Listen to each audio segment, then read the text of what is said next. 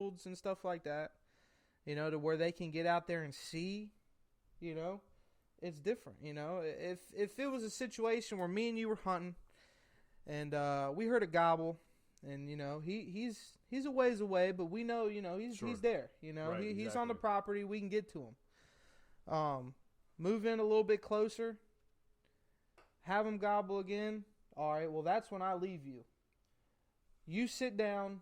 I'll be 50 yards behind you. Right. When I hear boom, I'm coming to you. That's it. Exactly. Because I'm not gonna want to sit right next to you, which sometimes it happens like that. Sometimes you do. You don't have a chance to set up like that. But in a good situation, I'm behind you to try to lure those toms in to get a little bit closer to you, the hunter, Exactly. and to get it done. Exactly. But Turkey this year is going to which be top notch. which that's why it's a good idea. I mean, you don't have to, but I enjoy using a mouth call. I've enjoyed learning how to get better with it Mm-hmm. because you can get soft and you can get loud at the same time. You Right. know what I'm saying? So, And to different maybe bucks try to make them think that they're a little bit further away than what you really are. Exactly. And but camo comes in big. You need to be still. You need to be ready. Because them turkeys, man, they can see, dude. Yeah. It's no joke. No, the eyes of a hawk for sure. And Yeah. they're right there on you. Yep. Right there on you. And that's one of the feelings that you can't get out of your mind when it happens to you. It's one of the unrealist sounds and feelings that you'll ever have while hunting. Yeah. And I've never been elk hunting or nothing like that, but I'd imagine it's kind of the same thing. Obviously, I'd probably say that an elk is a little bit louder. Yeah, and right up on you, and then when you Yeah. see they're huge, Yeah, they're massive. But turkey is not far behind, man, because it shakes the ground, it shakes the tree, it shakes your chest. He's there, and he's Exactly. loud, Exactly. stuff like that. So, Exactly. but it's hard. It's hard to get a turkey. Like say there's a creek in between you and him.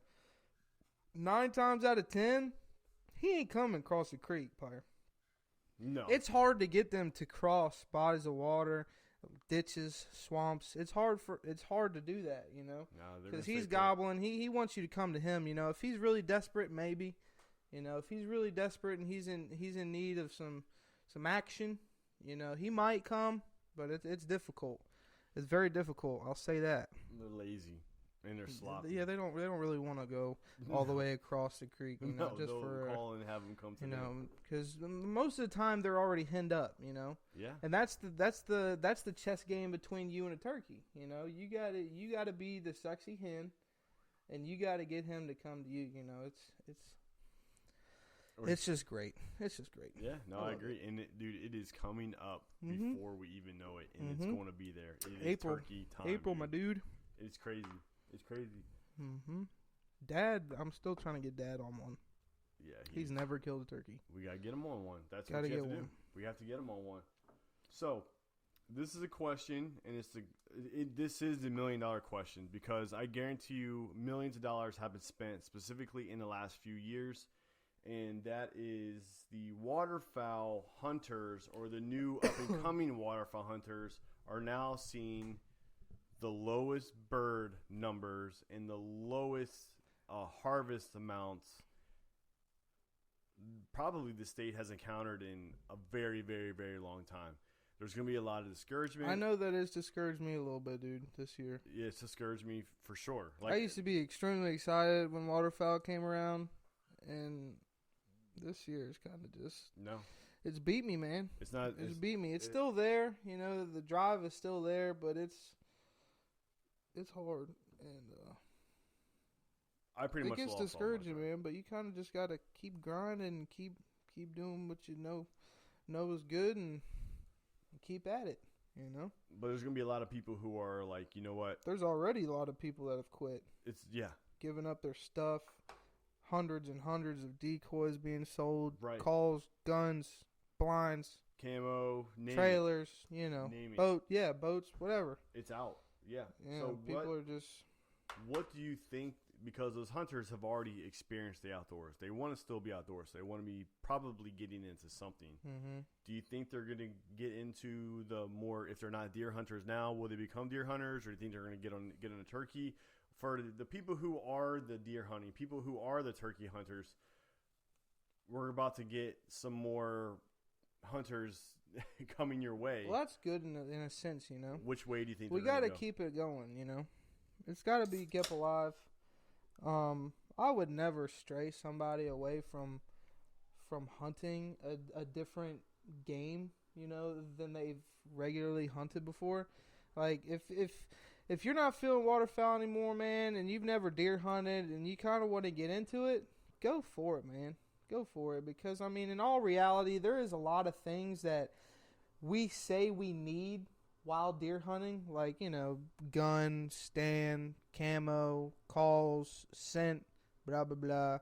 There's a lot of stuff that you don't need to hunt, right? You know, right? And if that's the reason why you're not getting into it is because you think you can't afford it, I think that's a little bogus, because you don't need all that stuff to get out there and hunt, you know. You don't even need camouflage. One thing that Fred Bear said, and I'll never forget it, I read it up on him. Fred Bear, best archer known to man, you know, the legend. He said, only bring something with you to help you stay out there longer. Don't bring things with you if it's not going to help you stay out there longer. Right. And that hit hard, you know. It's like, we don't need all these, you know, fancy backpacks with you know, binoculars and stuff. You know what I'm saying? Like, we don't need, you know, grunt calls and snort wheeze and a bleep can. And so, yeah, it helps a little bit. But, I mean, do you need it? No.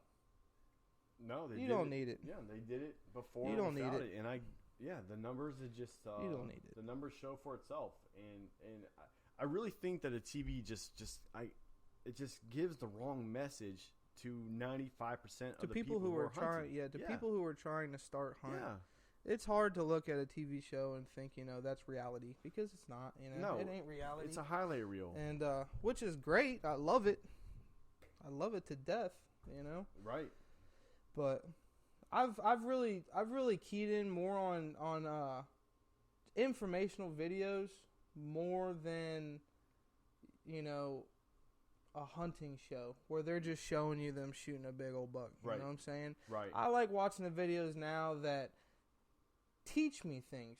Right. You know, whether you believe it or not, you know, it is what it is. But I think that, you know, there's people out there that study these animals, and they know what's going on. They know exactly what's going on. And the fact that a lot of these and I'm not bashing any TV shows. I'm not bashing we all watch them. We all do a lot. I love them all. They're great. But a lot of times they're guided hunts or semi-guided hunts, and then they're just not on camera. And then you find yourself. Because they don't show you any of the behind-the-scenes stuff, you know? No. They could be going through what we go through. Yeah, I bet you that a lot of them do. You know, they put in their work just like us, but they don't show you it. No. You know, they don't show you the countless hours in the stands of seeing nothing, the countless hours of, you know, them busting their ass in the off season to make it right, you know, make it work, you know, and stuff like that, which I think they don't get enough credit, really. But there is a variety of people that you know, they just show up to shoot a big deer, which is fine, you know. I agree. Which is fine. I don't think I would pass up an opportunity of someone saying, "Yo, you want to come kill this 180?" Yeah. Yeah.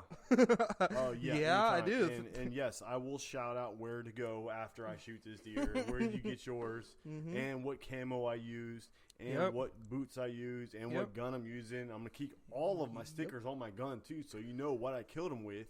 Yep. And I don't know. I just feel like there's not a lot of patience anymore, especially with people who are coming into the game, not for the first time or for the first time, or people who haven't been in a long time. I think that you got to have patience. You have to know that it's going to take time. You have to know that it's going to be work. 2 weeks from now, or within 2 weeks from now, you're going to be moving stands and doing all this work to set yourself up for next year. Yeah. Yeah. You can't just go up and climb a tree and expect. Well, there's one thing that just came to mind is like, All right, so I use an extinguisher grunt call. Have you ever seen extinguishers like, how do you call it? Like pitch, like their pitch for their item. Right. No, I haven't. Like they may, and it's just like any other call. They make it seem like you're gonna blow on it and the deer are gonna come running to you. Yeah. Just like scent, you know what I'm saying? Yeah. Just like deer pee, deer scent. Yeah, I do believe that it could help you a little bit, you know, but you're not gonna just blow on it and the deer are gonna come running up. No.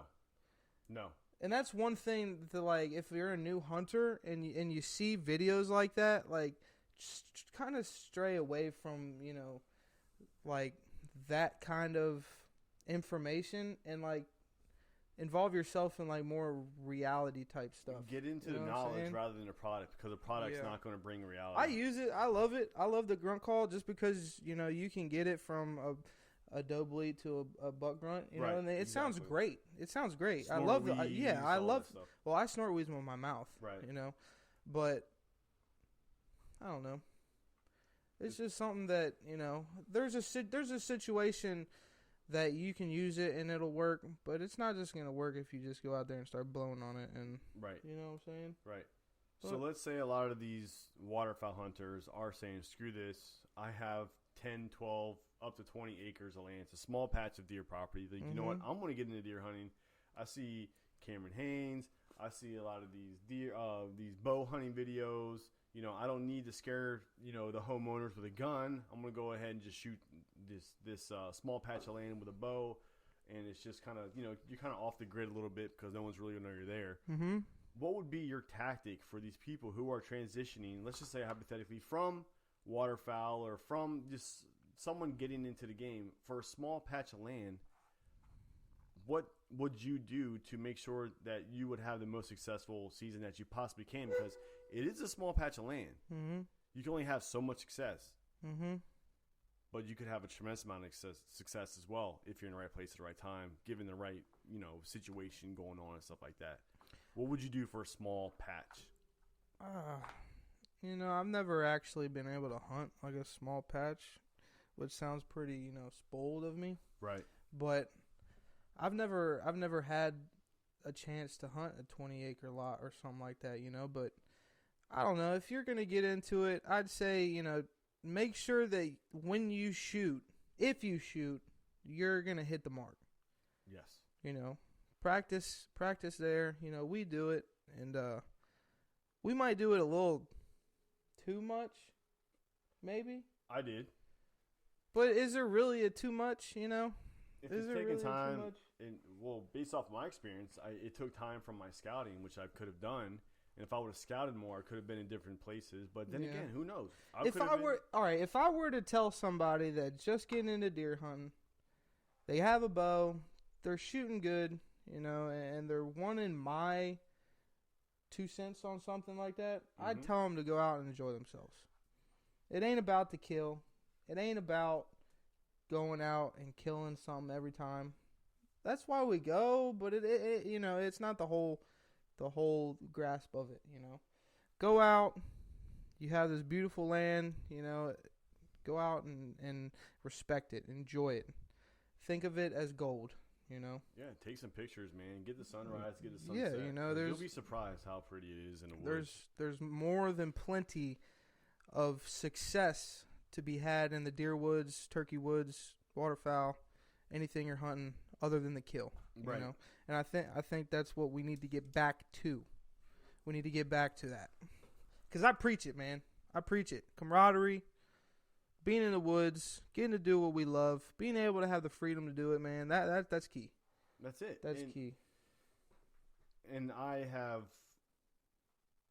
That's what's actually brought me back again this year. It wasn't the lack of success, because I did have success. Right. You had great success. Absolutely. Great success. I loved hearing your stories after you were done hunting, man. Yeah, you like I how would- my string, you know- how my string turned sideways when the buck of my life showed up. You Dude, like that's hearing hunting. That That's hunting, though, that's man. hunting, You know, it's happened. It's happened. Have you ever been at full draw on a really nice buck and like you were too weak to keep it up, No, and then just like, you know, ting ting ting, you know, No. crap. no. Neither have I. I'm just kidding. I have done that before, and it sucks, man. But it's